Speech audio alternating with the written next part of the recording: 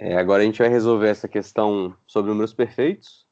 A gente vai provar que não existe nenhuma potência de primo que seja um número perfeito, e aqui a gente vai usar algumas propriedades da função sigma, né? Então, só para a gente recapitular, um número é perfeito quando sigma de n dá o dobro de n, ou seja, pegar a soma dos divisores ao dobro desse número n. Então, eu quero provar que se eu pegar um número que seja potência de primo, ele não é perfeito. Então suponha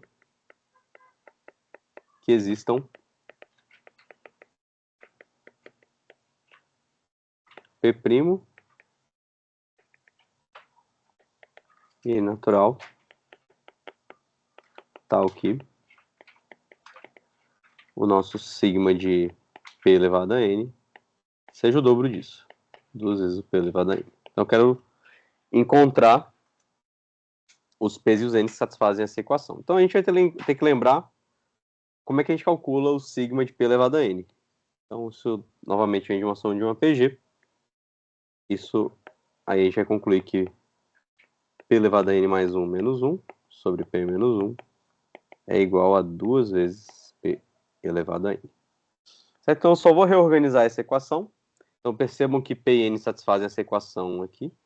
Então eu só vou reorganizá-la. Então a gente vai ficar com P elevado a n mais 1 menos 1 igual a 2 vezes P elevado a n mais 1 menos 2 vezes P elevado a n. Então só multiplicando esse cara aqui do lado de cá.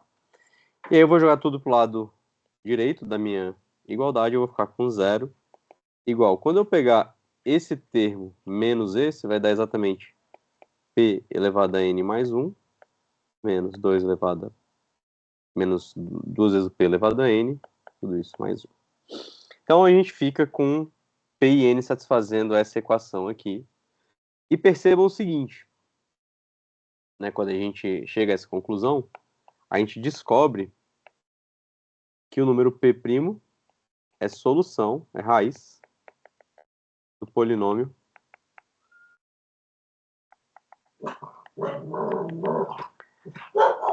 vou colocar só outra letra aqui, Q de x. Então o nosso polinômio é Q de x igual a x elevado a n mais 1 menos 2 vezes x elevado a n mais 1.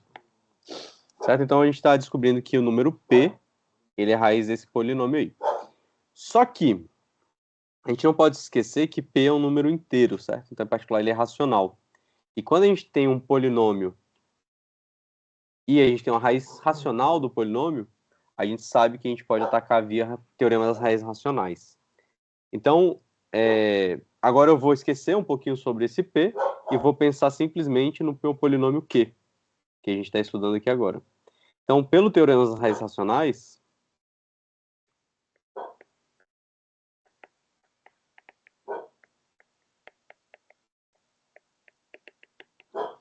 se eu tenho A sobre B é raiz do polinômio Q, então a gente sabe que A sobre B ele vai ser um número no seguinte formato. Eu tenho que calcular os divisores envolvendo aqui o coeficiente líder e o coeficiente independente. Como ambos são iguais a 1, então o que a gente vai ter é que quando eu calcular todos os possíveis divisores pega um divisor de 1 dividido por um divisor de 1, eu sei que as raízes racionais vão estar nesse conjunto. Como ambos são iguais a 1, então a gente percebe que esse cara aqui é ou 1 ou menos 1, certo? Então a minha raiz racional ela só pode ser 1 ou menos 1. Só que aí a gente chega numa contradição, né? Porque eu estou provando aqui, por um lado, que as únicas raízes racionais desse polinômio são 1 e menos 1, e por outro, a gente está construindo um número primo que seja raiz do polinômio, certo? Então isso aí dá uma contradição. Então isso é um absurdo, pois o nosso número P, como ele é um número primo, ele é diferente de 1. Certo? Então, de onde veio o absurdo? Da gente supor que existiam o P e o N satisfazendo isso. Certo? Ou seja, a gente conclui que não existe nenhum P, nenhum N, tais que sigma de P elevado a N é 2 vezes P elevado a N. Certo? Ou seja, a gente não tem nenhum número no formato P elevado a N sendo perfeito. E aqui a gente termina a nossa argumentação.